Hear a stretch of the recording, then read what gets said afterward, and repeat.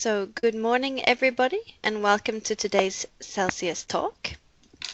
My name is Sarah Johnston and I will be moderating today's webinar. The topic for today is heating and cooling strategy development, something that's challenging for many public authorities, particularly those that are newer to district heating and cooling. So on the agenda for today, we will first hear about some lessons learned from Lucas Kranzel, representing the EU project progRESsHEAT, who are one of our Celsius City supporters. We will then hear from Carolina Ferrando and Stefano Barberis, presenting a tool for helping public authorities with strategy development, and that's building on work from the PLANHEAT project. We will then conclude with a Q&A. So let's move straight on to the first presentation. Lucas Kranzel is a senior researcher and team leader for the Energy Economics Group at the Technical University of Vienna. He has more than 15 years research experience on future perspectives of sustainable energy systems, with a focus on heating and cooling, buildings, scenario development, and the optimization of policy instruments. In addition to his work on the progRESsHEAT project, he is also the coordinator of the Hot Maps project. We're very pleased to have you here today, Lucas, and the floor is now yours.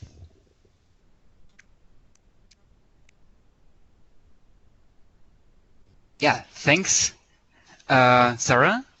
And thanks for the opportunity to share some thoughts, ideas and results regarding heat planning and strategies from exemplary cities of the project progRESsHEAT.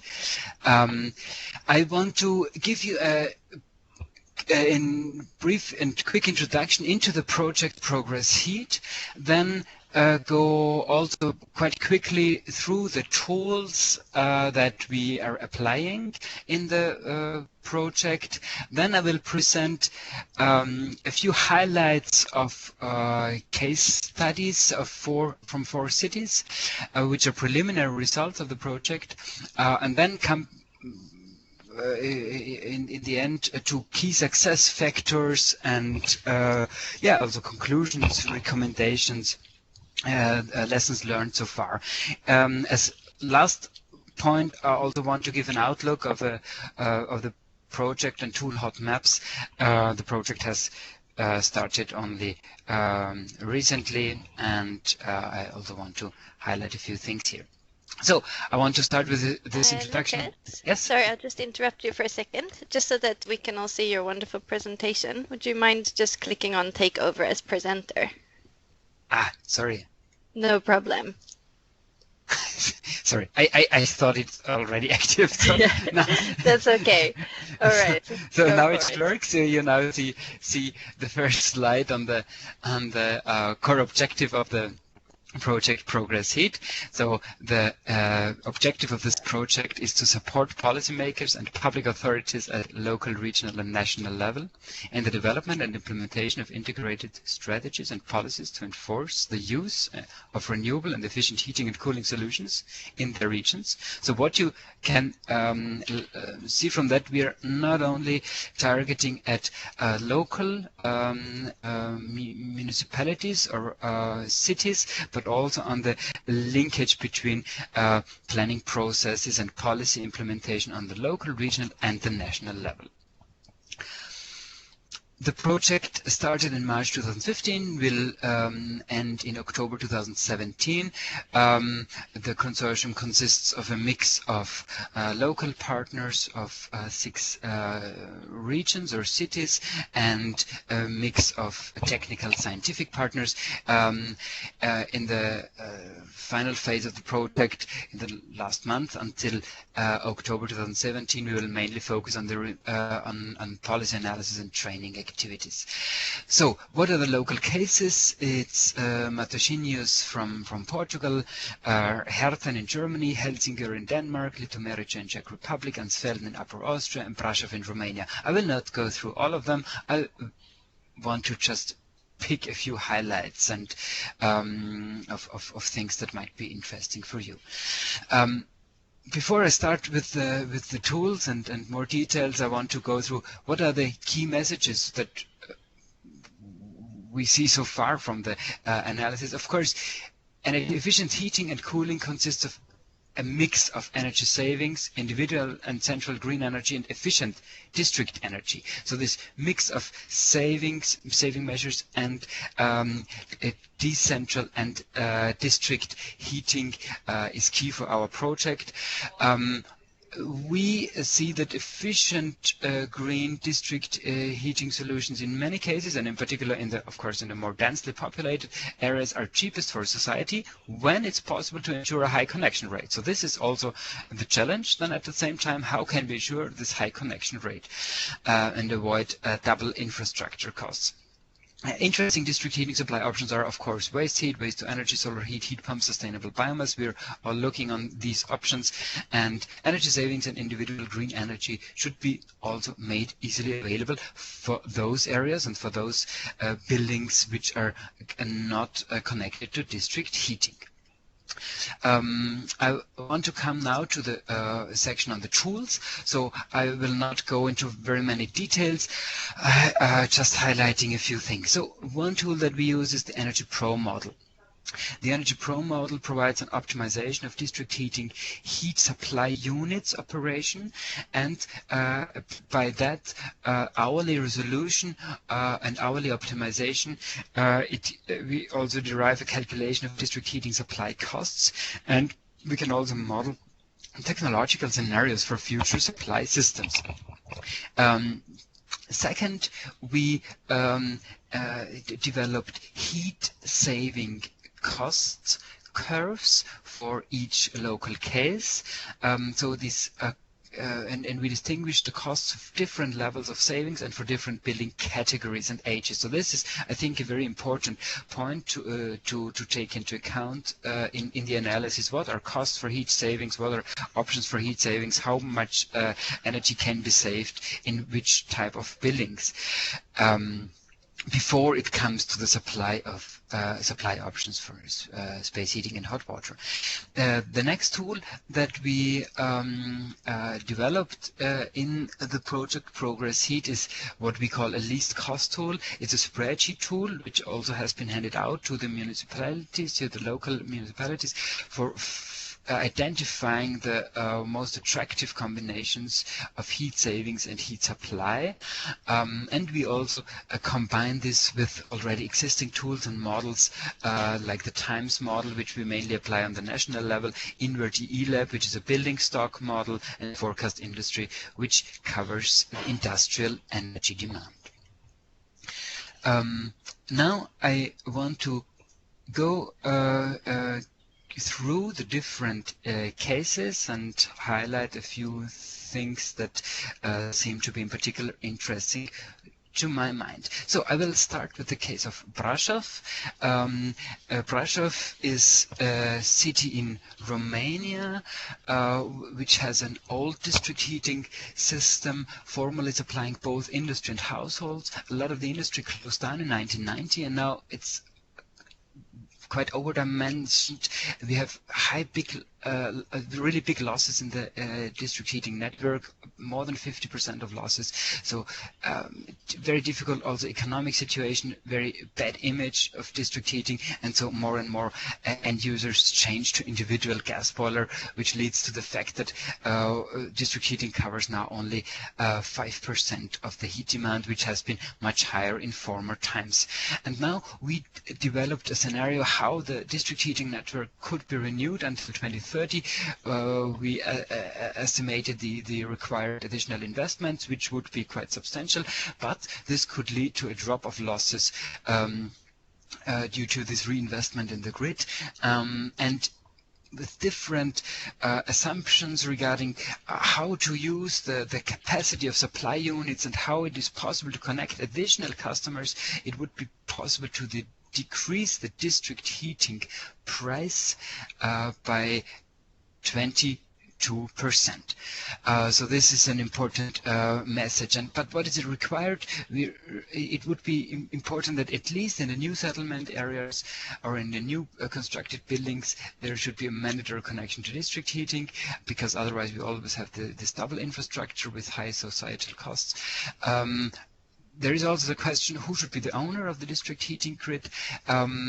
It requires clear and stable contracts with heat suppliers, and we need a new image for district heating that, people also have to accept that district heating is a good and attractive heating solution. So, rushing to the next case, Helsingør. Very different situation.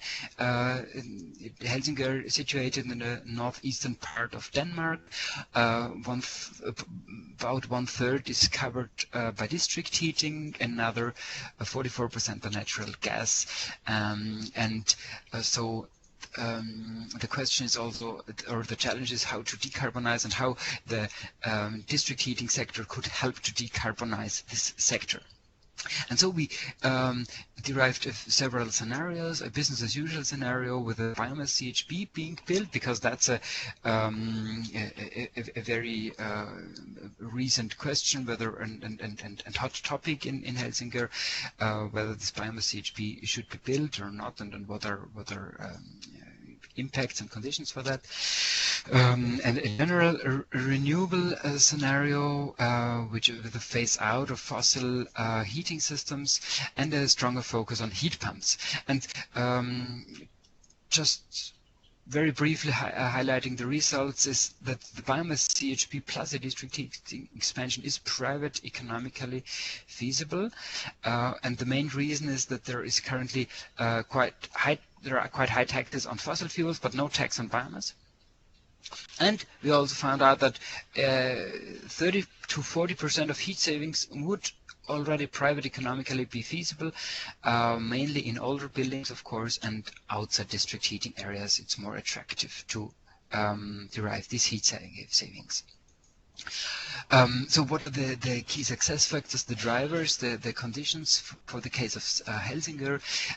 This zero tax on biomass compared to the fossil, the taxes on fossil fuels is quite relevant.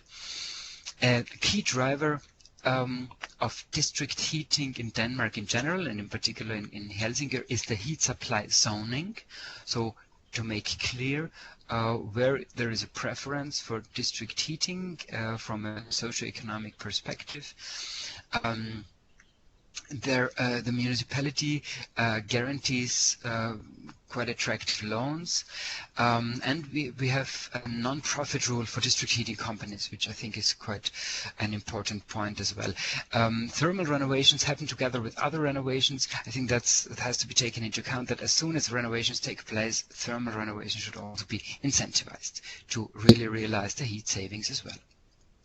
Next case, municipality of Litoměřice. Litoměřice is situated in the northern part of the Czech Republic, and currently more than half of the heat demand is covered by district heating, and the remaining is mainly covered by natural gas. However, the district heating supply is currently based mainly on fossil fuels, coal, and so there are the question is, how can the district heating system also contribute to decarbonization, and what can be the impact of an expansion of the district heating system, and how can the district heating expansion be combined with geothermal plants. And our analysis, together with our local partners in Litoměřice, led to the case that geothermal energy could be quite attractive, both in economic perspective and in regarding the reduction of greenhouse gas emissions. It's the third bar in each of the graphs. So what is important for the case of Litoměřice? The ownership of district heating plants. who owns the the district heating plant, and who owns the heat supply unit. So it's relevant to have clear terms of access to the district heating grid. This can be a major barrier if this is not clearly defined. We need also, in a similar as for the case of Brasov, a new image of district heating. Consumers need to see the benefits of district heating and also the potential cost savings. However, in particular, in exploring geothermal energy, we also need, it's a quite risky investment, so it's also the question how this risk management could take place. Last case, this city of Herten in Germany. In Herten there are two divided district heating grids. In north it is fed by coal, CHP, and in south it's fed by a waste incineration plant. So also there are of course now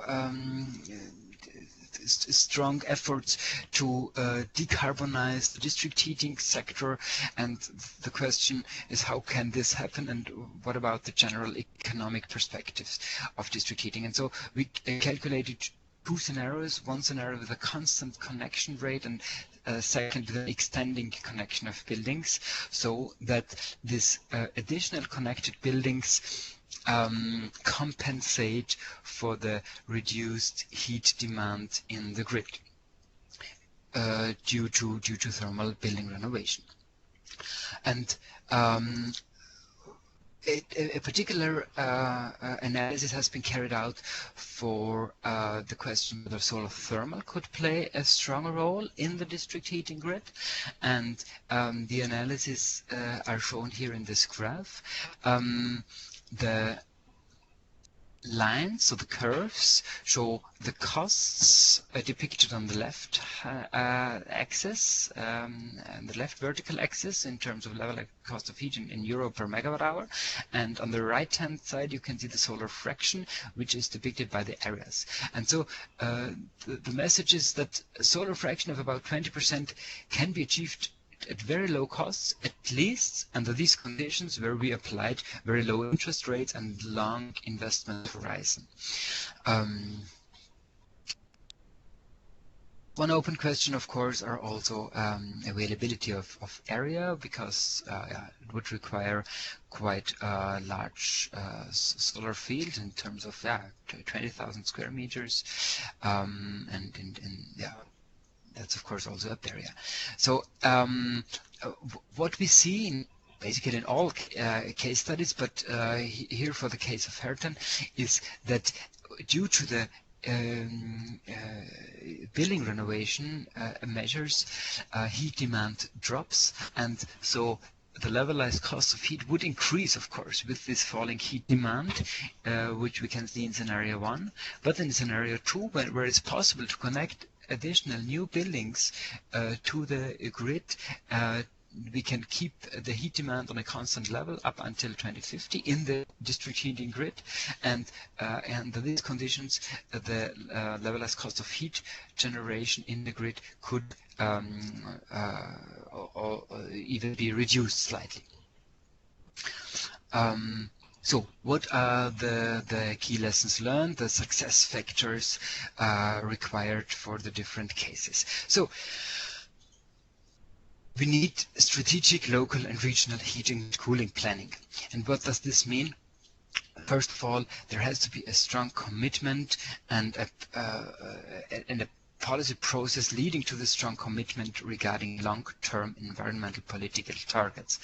And I think that's required not only on the local, but on the local, regional and national level. Info campaigns and cooperation with consumers, with the key stakeholders, with the citizens are crucial, because acceptance has to be, is one of the preconditions. Geographic data is not yet available for all cases in the quality and reliability that would be required to carry out heat planning processes. The conditions are very different. In northern countries, generally its data availability is better, but in other countries it's very difficult.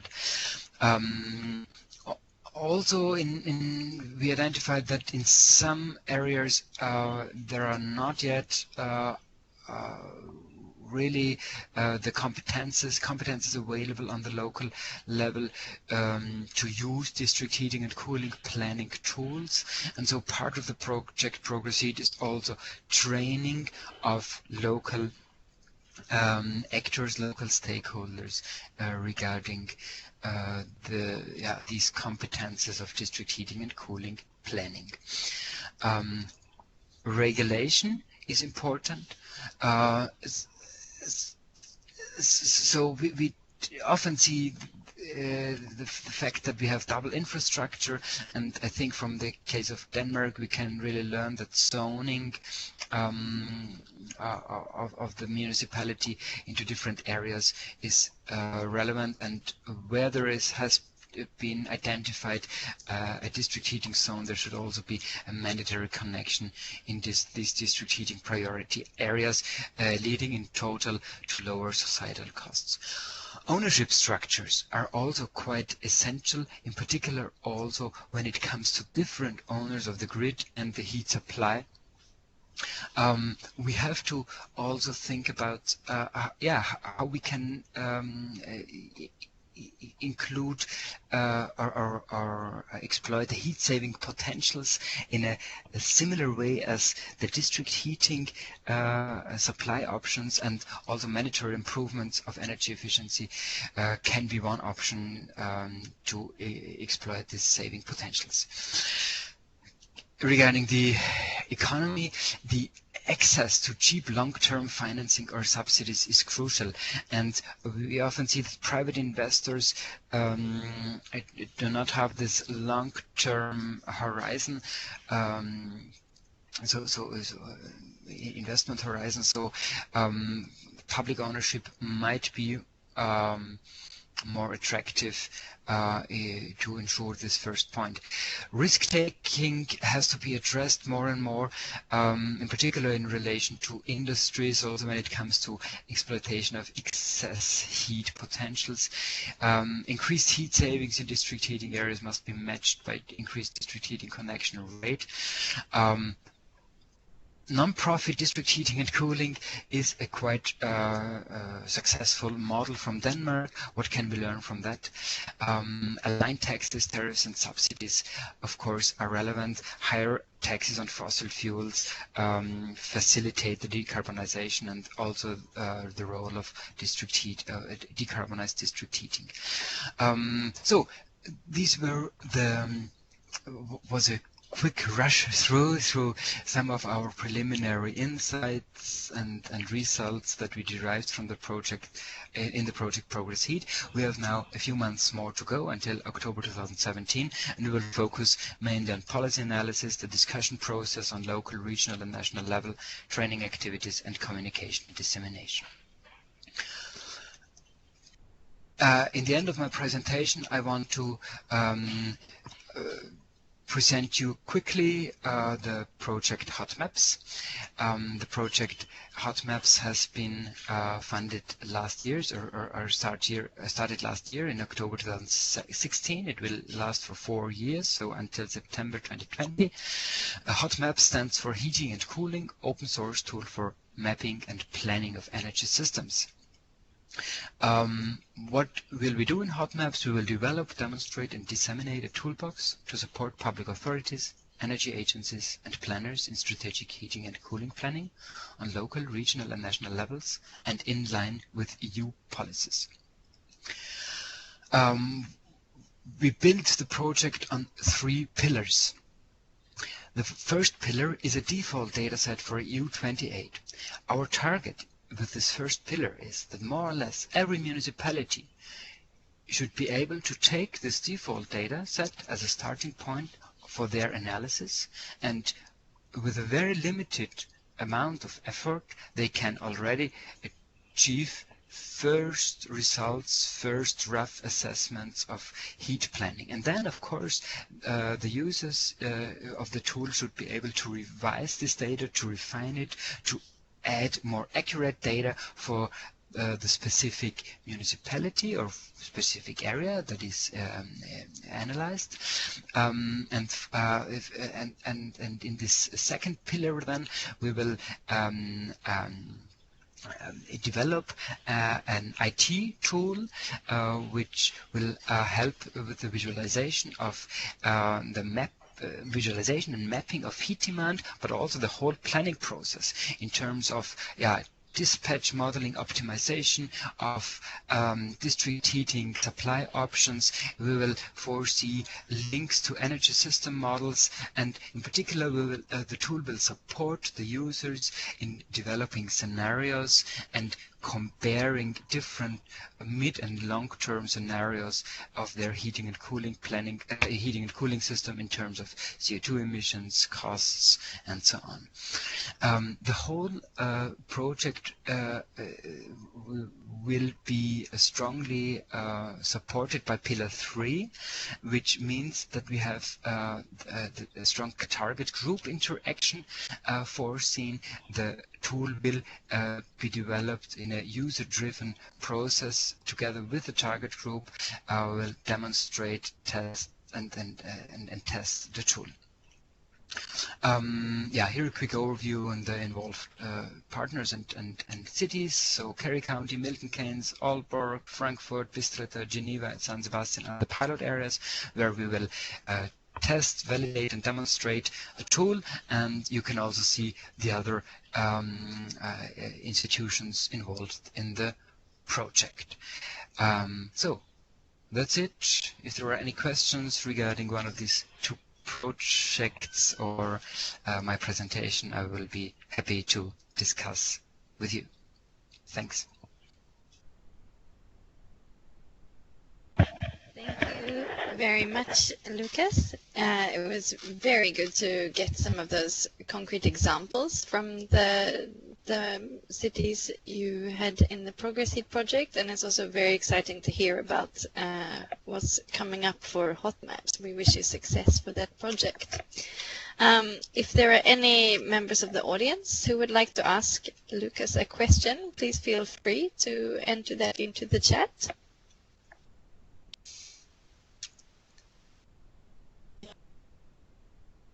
If you need a little while to think about it, there will also be a chance after the next presentation as well, where we will open it up to ask any of the presenters a question. So in the meantime, I have a question for Lucas myself. You mentioned among your success factors, you mentioned that a slightly unusual or unique model that in Denmark, district heating companies had tried using non-profit models. Could you tell us a little bit more about how that works and maybe what impact that has?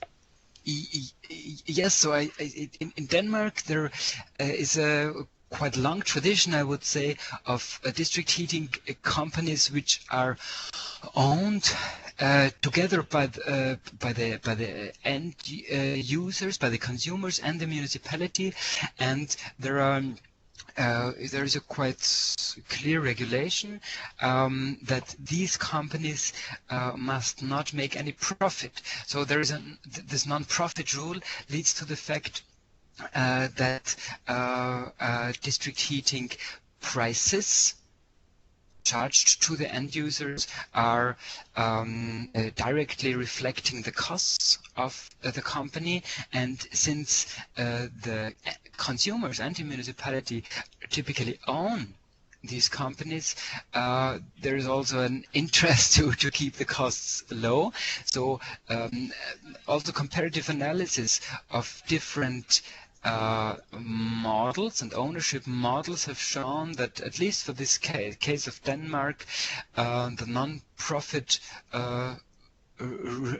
so the district heating companies under this non-profit rule have much lower costs, and I think it's at least a model about which other countries could or also should also think more about and see how this could be implemented as well as in other regions. Okay, thank you for that, Lucas. It's very interesting, and I certainly hope that more regions and municipalities take it into consideration.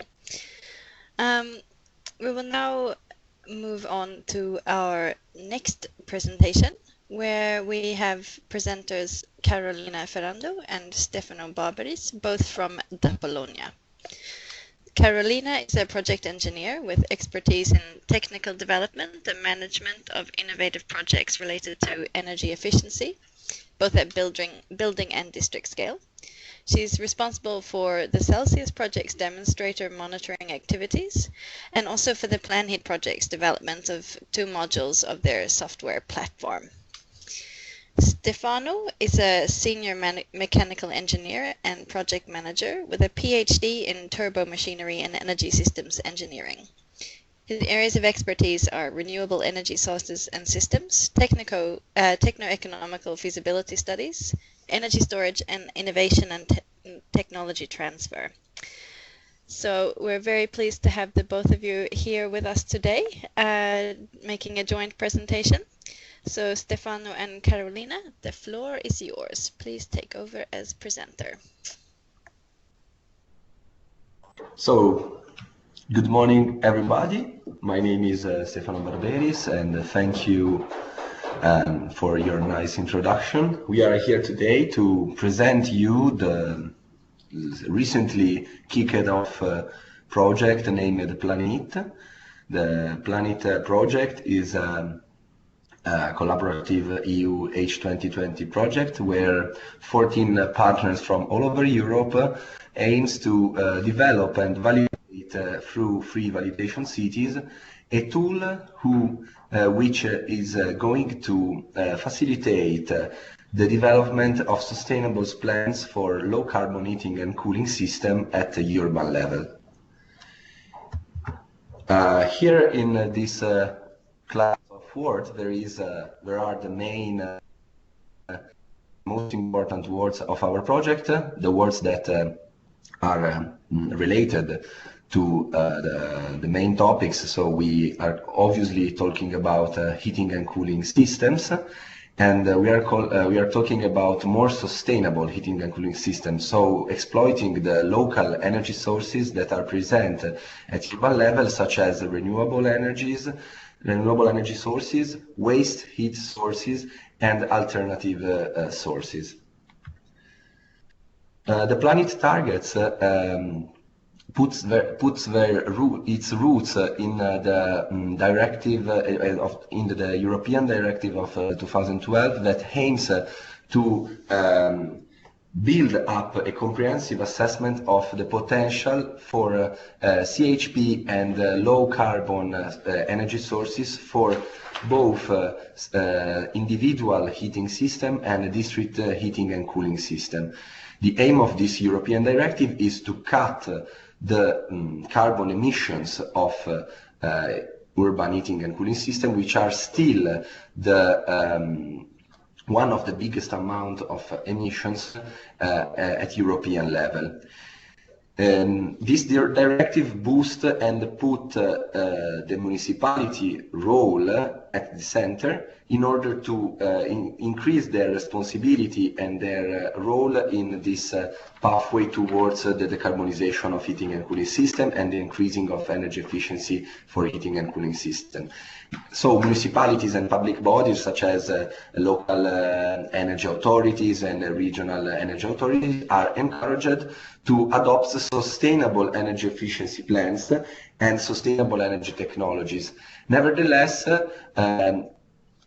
it is recognized that public bodies sometimes face the lack of easy-to-use tool to support them in this procedure. In fact, most of the time, public bodies ask for the help for energy consultancy, and this procedure is obviously quite expensive for public authorities, and so one of the main ideas of the PLANHEAT project is to support public authorities through an easy-to-use and open-source tool which can enable them to prepare on their own and their heating and cooling plan, and to look for alternative solution in order to decrease their energy bills in case they own, for example, a district heating system, or to reduce their emissions.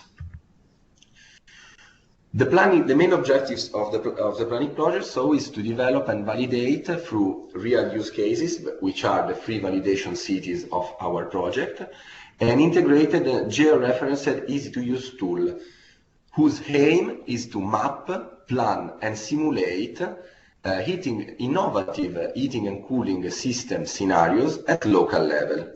This tool will support local authorities in the selection, and so in the identification of these more sustainable scenarios for heating and cooling, and to compare them with the, let me say, traditional heating and cooling appliances and equipment, and to compare them not only in terms of environmental impact, but also in terms of economical impact through a very easy to use and easy to read KPI panel that can help the municipalities to evaluate the most suitable scenario for their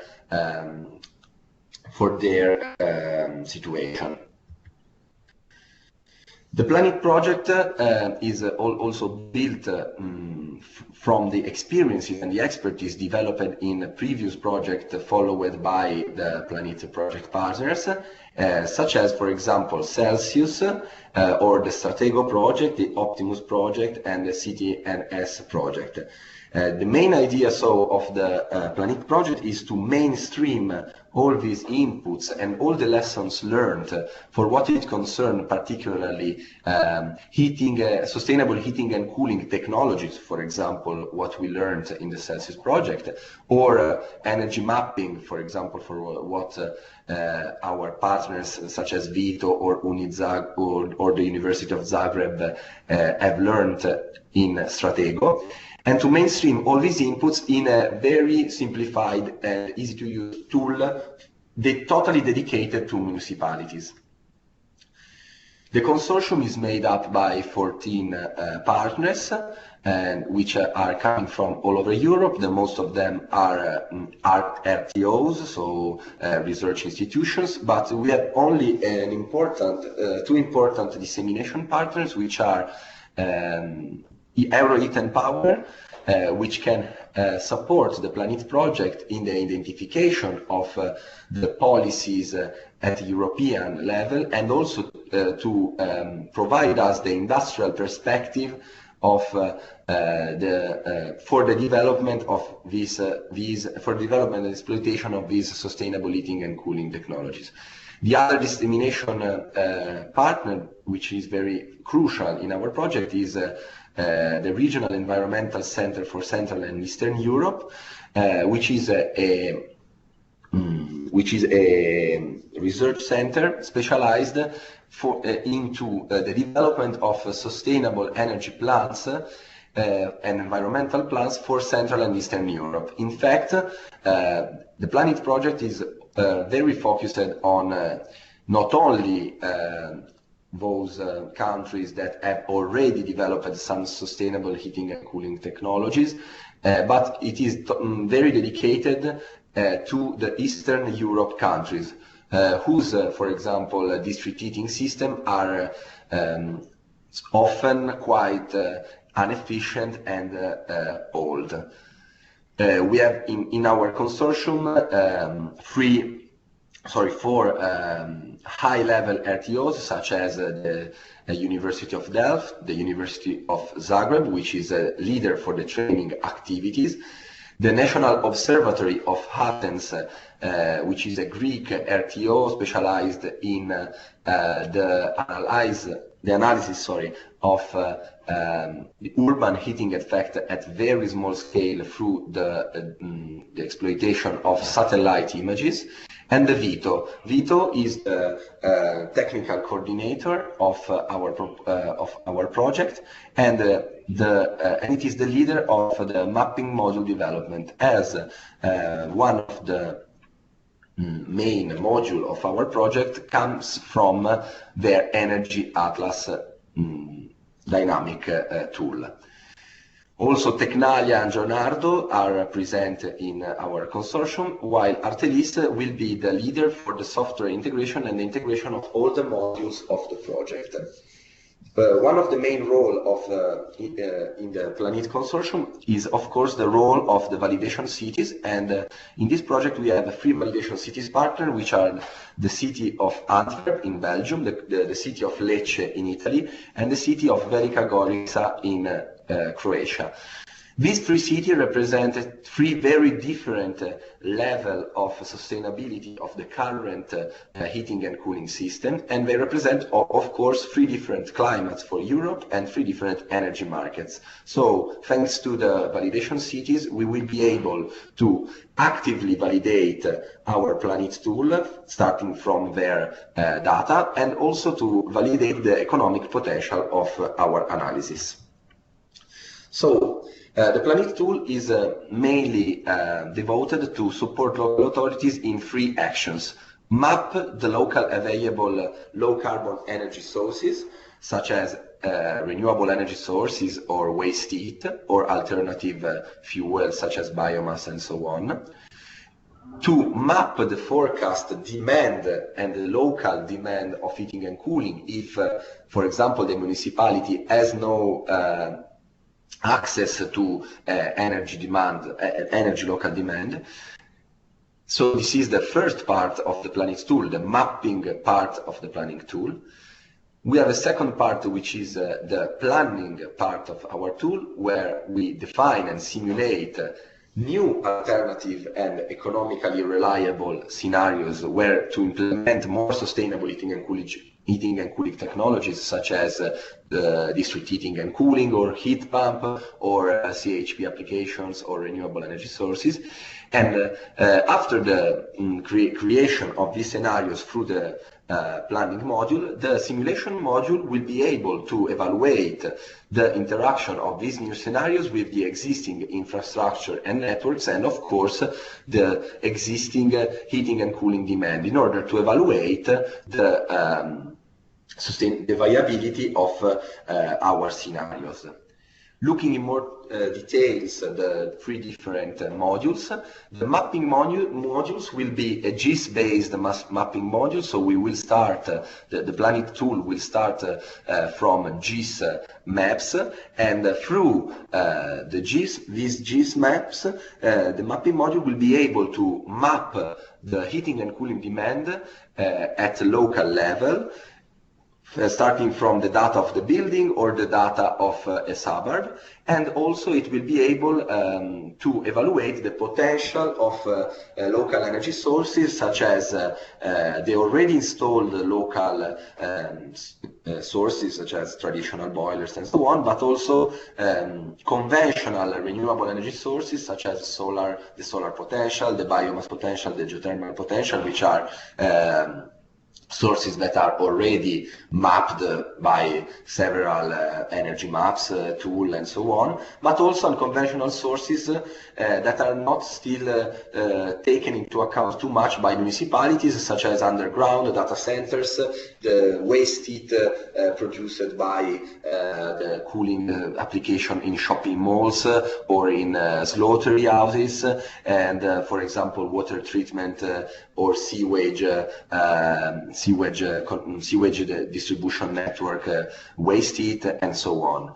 Another important local energy source to be taken into account could be also the industrial waste energy, the industrial waste heat produced by local factories, such as petrochemical power plants, pulp and paper plants, or local natural gas decompression stations, and so on.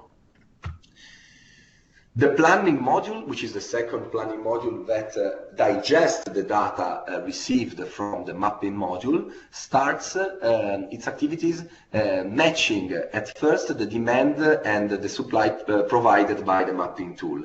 After matching these two data, it will suggest to the end user some scenarios, and the creation of these scenarios will be led step by step by the end user. In this step-by-step creation of the scenario, the tool will be will suggest some equipment from a library, and it will be also able to ask to the end user if it is interested in a local district heating or not, and it will be also able to optimize the district heating and cooling route. After that, so after the creation of the scenario, it will be possible to evaluate and simulate the potential of the scenario created, and through a KPI panel, it will be possible to evaluate both the economical and environmental impact of the project, of the new alternative low carbon scenario, heating and cooling scenario. In this framework, the municipality will have as an output a very simple 2 sheets output that can be easily read and can be useful to analyze, for example, if this more sustainable heating and cooling plan is in line with, for example, the municipality sustainable energy action plan. So I pass the ball to my colleague Carolina, who is going to introduce you the very important role of the validation cities in our project. Good morning, everybody. This is Carolina Ferrando speaking. Thank you, Stefano, for introducing me. I will present this final part of the PLANHEAT presentation, giving a brief description of the perspective of the cities within the PLANHEAT project. As Stefano has already mentioned, within the consortium there are 3 validation cities that are Antwerp in Belgium, Lecce in Italy, South Italy, and Velika Gorica in Croatia. Those 3 cities provide real use cases for testing both the PLANHEAT modules and the integrated software that will be produced at the end of the project. Those cities have been chosen in order to cover a wide range of cases around Europe, in terms of cities in Europe, let's say, in terms of size, climate conditions, as they are representative of 3 different areas in Europe, from western to eastern areas, and coming through the southern part of Europe. Those cities are also different in terms of needs and wishes for increasing the sustainability of their current heating and cooling system, and they are also different in terms of availability of relevant input data for defining scenario and simulate scenario for heating and cooling planning at local level. Okay, going into details, I will present Antwerp as the first validation cities. Antwerp represents the most advanced case study among the validation cities, since it has already developed best practices for planning, heating and cooling, and also has already developed policy for renewable energy and regulation for these issues for planning, heating and cooling at local level. Antwerp, within the PLANHEAT project, is interested in testing the PLANHEAT tools for investigating the potential heat recovery from its port and the related activities, since Antwerp port is one of the biggest in Europe. Then we have Lecce.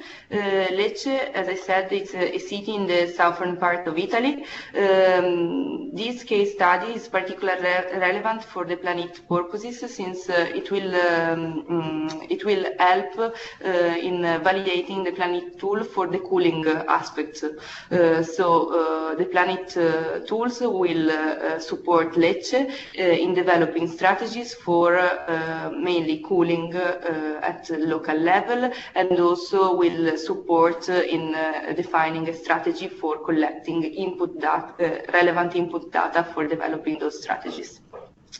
Last but not least, we have Velika Gorica, that is representative of the eastern city in Europe. As Stefano said in the beginning, it's in this area there are many heating and cooling systems that needs to be retrofitted, especially the district heating network, that are often fueled by fossil fuels, so natural gas and oil. So in this sense, the PLANHEAT tools will support Velika Gorica in mapping and quantifying heating demand and potential supply in order to to define a scenario to decarbonize their current district heating and cooling networks. All those three cities are involved within the project, not only for testing purposes, but also for helping in the definition process of the technical specification of the PLANHEAT modules and software. Lecce, Antwerp and Velika Gorica, together with other municipalities, we are currently developing a network of PLANHEAT cities, external also to the consortium, have participated to an internal survey that we have launched in order to investigate what are their current practice and also the current needs and wishes in the framework of mapping and planning heating cooling at local level. We have developed a questionnaire that is currently online, and here you can see the link. If we really invite you, if you are interested, to give a look to it and to try to fill it in. And of course, me and Stefano are available for any clarification. So also during the QA session, we can discuss about it. The purpose of the PLANHEAT project it's not only to develop a software, but also to make this software to be used by the municipalities. So within the project, we are going to develop a training strategy to allow public municipalities or public authorities to be completely independent in the use of the PLANHEAT tool, in order not to be supported by external experts or consultants. We will use during the project different tools for training, so from traditional e-learning lessons to a dedicated e-learning platform. Our goal is to have 15 public bodies involved and 150 persons trained. So again, if you are interested, we are willing to welcome you in our PLANHEAT network. Last but not least, we would like to inform you that that there will be a launching event for the PLANHEAT project in correspondence of the 3rd European Congress of Local Governments. This Congress will be held in Poland, specifically in Krakow, at the end of March, 27th and 28th of March. PLANHEAT will be present there. We will have a dedicated exhibition stand. There we will share a panel discussion about sustainable plans for low carbon heating and cooling strategies.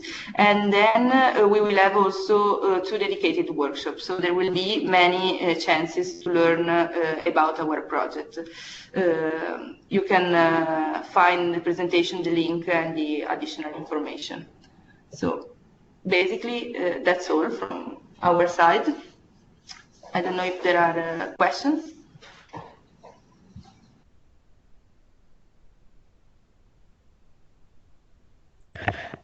Thank you very much, Carolina and Stefano. It was fantastic hearing about the work that you're doing in the PLANHEAT project as well.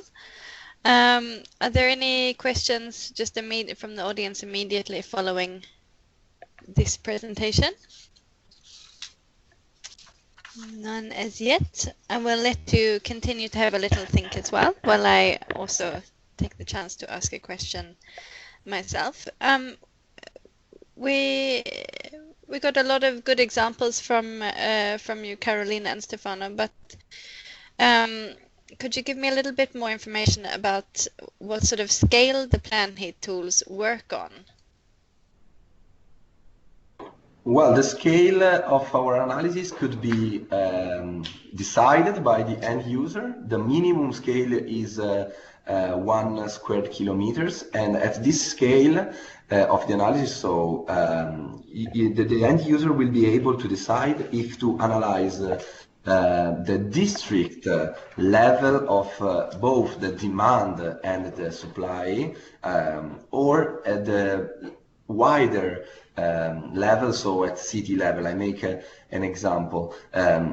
If for example, cadastral maps or specific data from a district are currently available, the end user will be able to upload this data, and so the heating mapping, the heating demand mapping phase, of course, will be already provided by the end user. And according to the positioning of these buildings and of this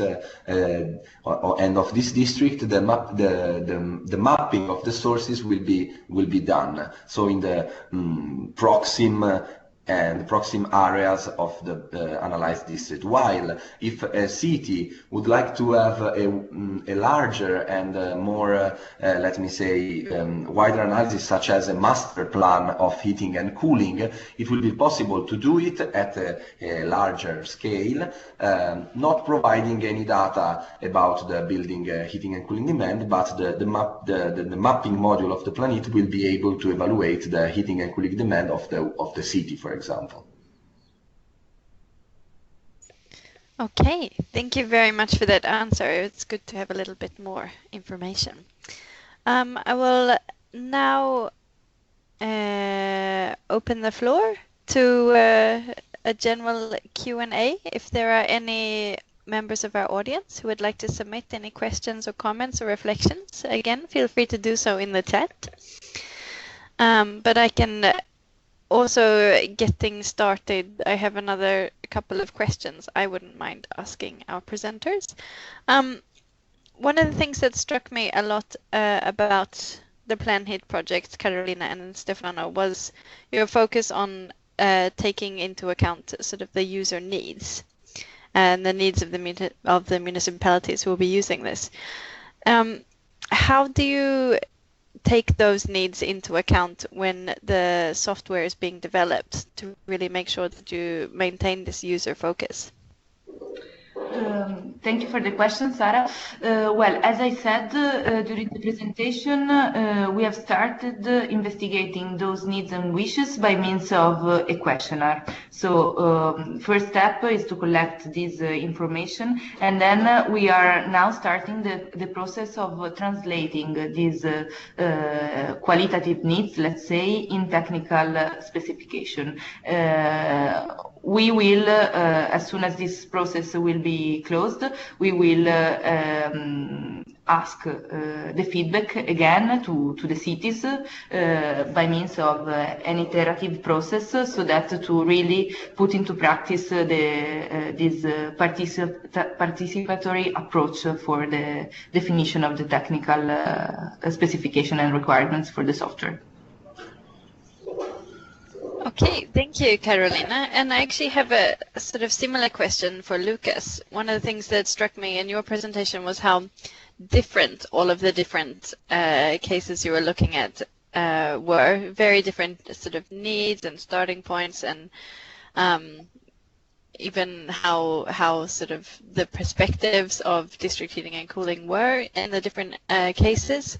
How have this variation of needs influenced the development of your tools in the progRESsHEAT project? Yeah, thanks for this question. And I think maybe the most important point was that we try to go for a quite individual support approach for each of the cities in the progRESsHEAT project. So we had these tools available, or we developed some of these tools, and some of the tools already were available. But in the end, we recognized that for some of the questions that municipalities were facing, only parts of the tools were really suitable and reasonable to use.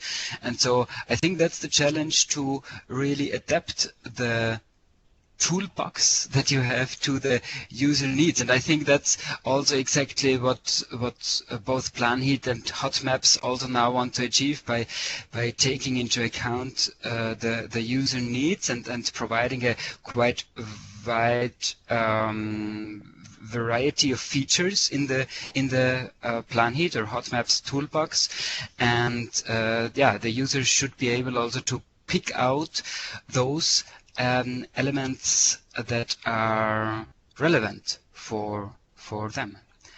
So, for example, if a heat map already is available, then it should be used to the tool should be able to just upload this heat map and build on this existing heat map, I would say. Yeah? And if this is not the case, of course, the user will need the tool also to develop the heat map as a starting point of the planning process. Okay, thank you, Lucas. So I think, after the presentations that we've had today, you can really see that this is a very important topic, and we are very lucky to have heard some of the ideas and reflections and results from two excellent EU projects on this, focusing on this issue. I now have a question for all three of you, Lucas, Carolina, and Stefano. What kind of synergies do you see between the tools that you have produced in each of your projects, or that you're working on? What kind of ways could they be used together or overlap? Do you have any ideas about this? Thank you for this question. It's very nice for us to receive this question, because we already talked with Lucas for sharing some important common issues, particularly in order to identify which kind of barriers they met during the development of their tool. For example, we shared the difficulty sometimes to have the most suitable data from the municipalities in order to have a very good simulation approach. In fact, Lucas, I think that Lucas and progRESsHEAT tools is very dedicated to the simulation phase, so the evaluation of more sustainable and alternative scenarios, and all the lessons learned from progRESsHEAT could be useful for us in the development of our module. Yeah, maybe I can just support what you said, Stefano. So I think it's very good that we have started this exchange process between our projects, and I think there are a lot of overlaps. I would say, simply also because we applied to the same call of the Horizon 2020 project, and both got the both projects were accepted, and I think the challenge will now be to also learn from each other and make the best out of both projects. So I think that's quite exciting as well. That's excellent. Thank you for that. No, I think it's a very good example of how EU projects in this area can really increase their effects by working together. I'm just going to round off with one more question, unless any of you have questions you would like to ask each other.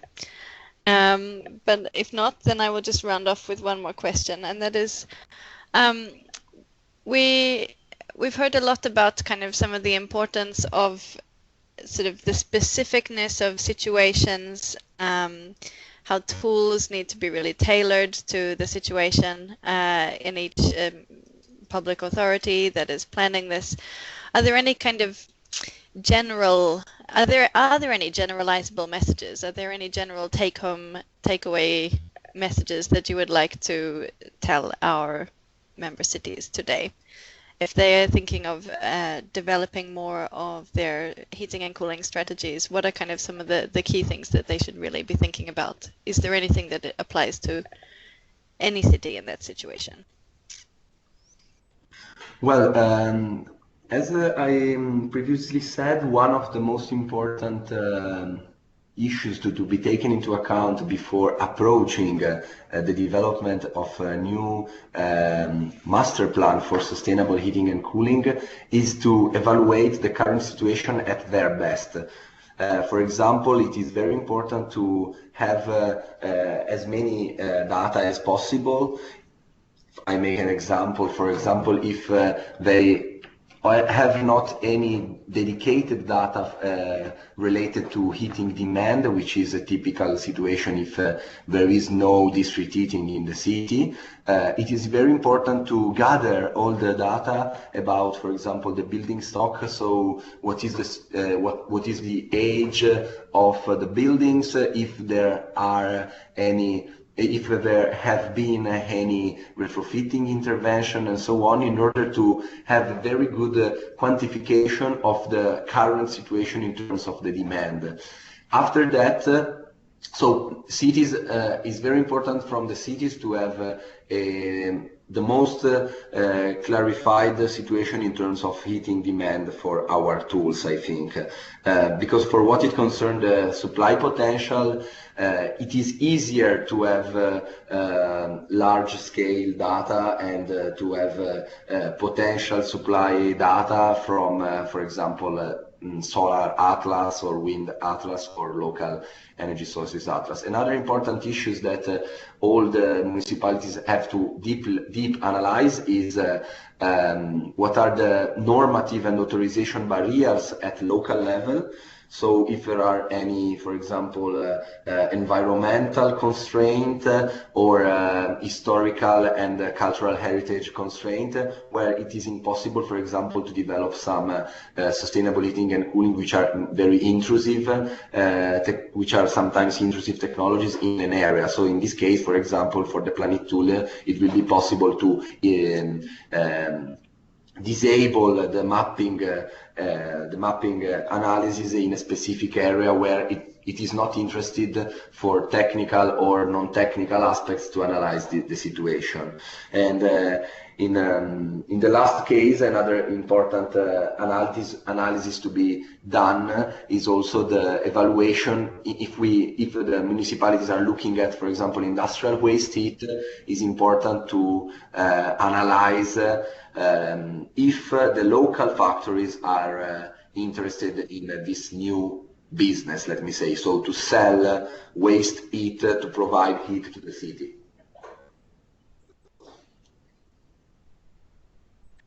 Okay, thank you. There was some very good take-homes that we got there. How about you, Lucas? Do you have any general take-homes? Yes, I mean, I thought about three, let's say, procedural take-home messages and two content-wise that I just would like to add to Stefano's points. The three procedural things are, first, I think it's really important to have a clear target. And I think more and more communities and municipalities have targets regarding energy strategies and climate mitigation targets, but many also do not yet have. In order to define these targets, I think it's really important to launch a broad process of heating and planning strategy development. So I think to really define it as a project and to launch this broad process as such is already an important step and a value as. And the third point is then involve all relevant stakeholders in this process, and I think that's quite clear. But in reality, I think it's often even difficult to involve all relevant persons in the municipality administration. So there often are different departments in the municipality administration having different data, maybe even inconsistent data, for example, regarding the building stock. So bringing together these different stakeholders, their different interests, these different departments, but also, of course, outside of the administration, I think that's really important. So these were these three procedural things that quickly came to my mind. And two other issues regarding the content of energy planning. I think it's more and more logic and clear and more also common sense to have a look on heat savings and heat supply options simultaneously. So I think both has to go hand in hand, and partly I think there is still the old tradition of having all on the heat supply planning, but I think this integration of heat saving activities and planning together with heat supply planning becomes more and more crucial. And the second point is I really think that we should learn from the Danish example regarding the zoning of municipal areas in order to avoid double infrastructure. So if there is a decision to go for district heating, it gets really expensive if we have low connection rate to the district heating grid, but it can become very cheap if we have a high connection rate. So a clear zoning with a high incentive or even a mandatory connection, at least for new buildings, to the district heating grid in the district heating zones, I think it's a crucial point. So that were the things that just quickly came to my mind. Thank you very much, Lucas. So thank you all for some very relevant take-homes, and in general, a fantastic couple of presentations and discussion. So that's all we have time for today.